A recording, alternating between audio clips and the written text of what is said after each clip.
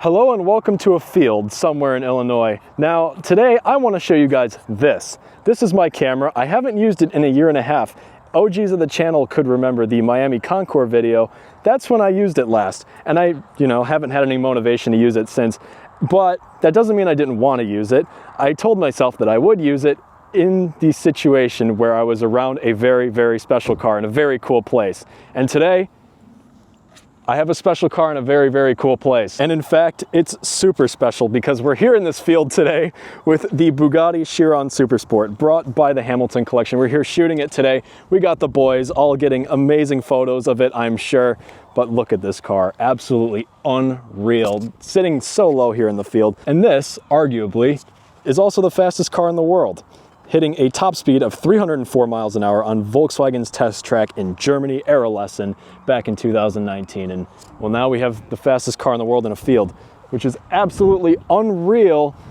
And this thing is just nuts. Finished in Grigio Telesto, a Lamborghini paint color with the orange interior, which we'll get a closer look at in a little bit.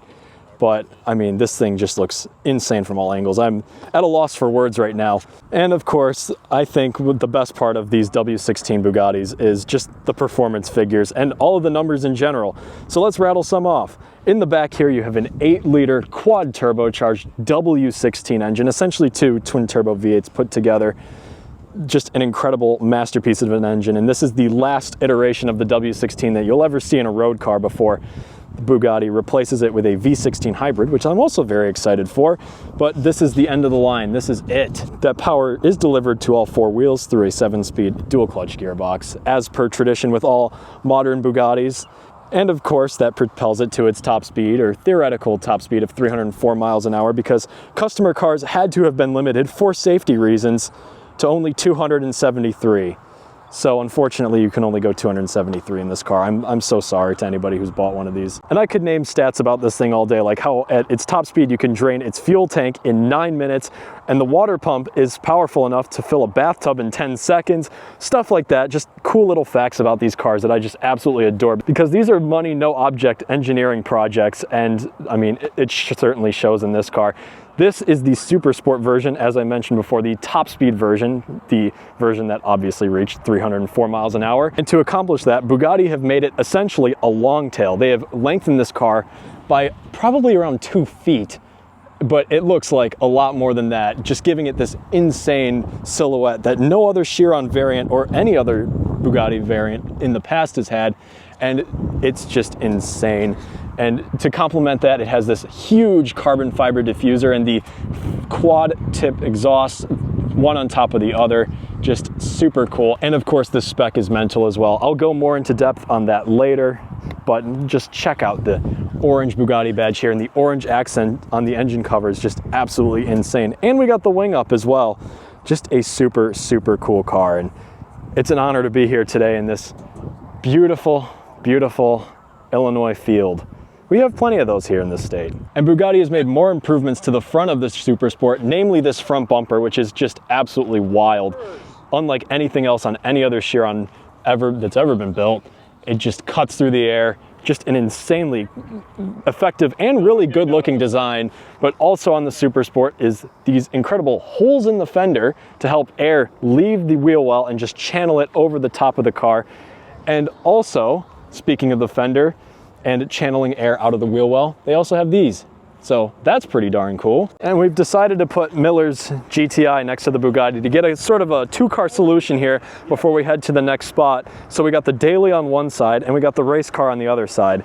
So 2 thoroughbred race cars over here, but that one's probably a lot more comfortable, and Miller's just standing there. But let's go to the second spot where I'm gonna go more into the spec of the Supersport and just gawk over it some more. So see you there. Now that we're at the second spot, let's talk a little bit about the spec of this specific Chiron Supersport. Now, as I mentioned before, this is finished in Grigio Telesto, a Lamborghini color from the mid-2000s. So it's a color that's really special to me, given that it's on a bunch of incredible cars, like in particular, a whole bunch of Murcielagos, including the Murcielago LP640 used in The Dark Knight, as a matter of fact.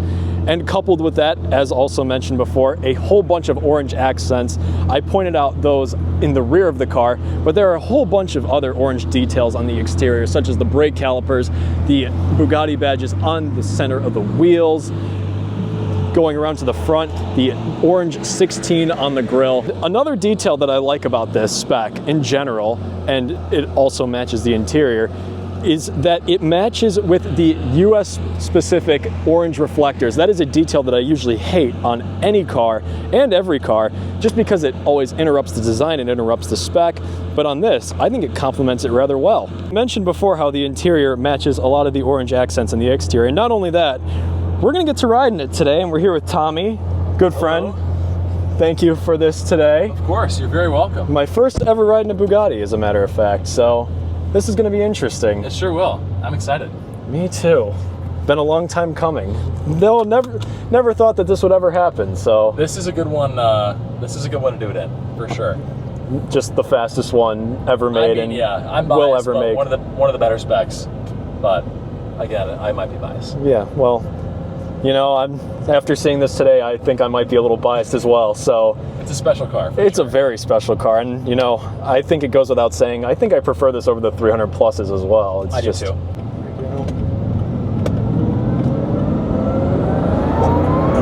Oh my God! It's pretty fast. Oh my, I mean, you expect it to be fast, But not like that. but oh my gosh! So my favorite thing about this car is the two-part turbos. So there's the two turbos that are always activated. The second set of turbos, which makes it a quad turbo, activate right around 5,000 RPMs, and that's that second, like it feels like nitrous when those activate. You get that huge intake noise, and then all the power in the world. Because I've been in a couple of SF90s in the past, and I thought like that was a fast car. Yeah. But this is a whole different level because the type. power delivery just doesn't stop. And it's so heavy too. Like it's crazy that a car like this can move the way this car does. That's my favorite thing about Bugattis. The engineering is insane.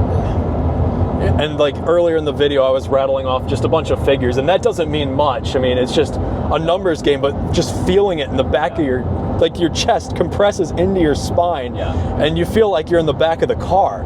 Like it's a completely different feeling to anything you've ever felt before. Like I know that not many people have gotten to experience a Bugatti before, but imagine that initial kick of a roller coaster, only it just keeps getting faster and faster and faster as you keep going. I think that's the best adage I can make, and I'm at a loss for words right now, because this is genuinely next level. It's a very special car. I mean it when I say it. I've been lucky enough to drive a lot of cars, and I think that the Supersport is my favorite right now. The P1's close though. Right. I mean, the P1, that's just a mentalist. It's a widowmaker. It wants to deliver that just unhinged power all of the time to the rear wheels, whereas this delivers them to all four. Correct. Yeah, this car is, as silly as it sounds, it feels almost daily drivable compared to a P1. They're built for two separate purposes. Oh, I'm sure. And it goes without saying that the boys are definitely enjoying getting rollers right now in the fellow Volkswagen. But going back to this interior a little bit, I mean, the orange all around, including the elephant on the headrest, which is a nod to Bugatti's past, which is a super cool detail, and that's made its way on a few of these Supersport examples, at least the final ones, which is just a really cool little part. I realize I'm saying cool a lot, but how else am I going to describe this car?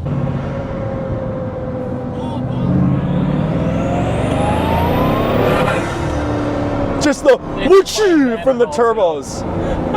The whoochoo.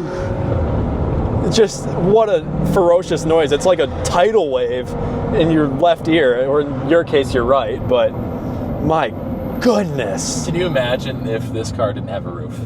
The Mistral has got to be so special. That's why, well, I'm saying it like I can afford one. I love the Vitesse so much. Yeah, me too. And the Grand Sport and all those Veyron variants, just because you get that experience. Not saying I've ever ridden in one. If you do have one, though, hit my line. I've been lucky enough to drive a standard Chiron, and excuse me.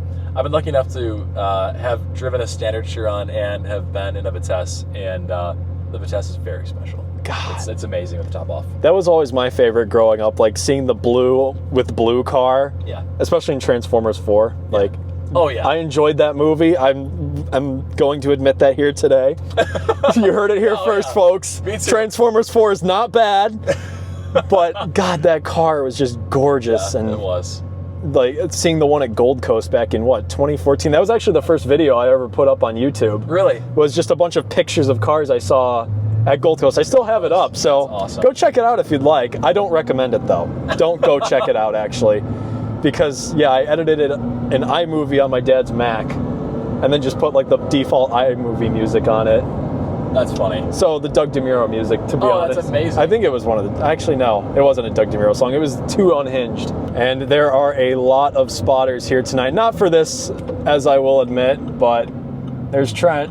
Somebody had fun right here. Oh yeah. But lots of people showing love to the Chiron. Wow. Just the impact these cars have, especially a Bugatti. They're fun. And a whole bunch of more cameras over here showing a bunch of love to the Chiron tonight. I mean, what a car. And that is my first experience of not just a Chiron, but a Bugatti in the books. And well, it's pretty safe to say that it's quite a good one. I mean, what can I say about this car? I mean, this is a whole host of technical figures that just don't just rival other cars from other brands, but the laws of physics itself. And I mean, it's so hard to illustrate it, but I think from my face, you could probably start to get a good idea.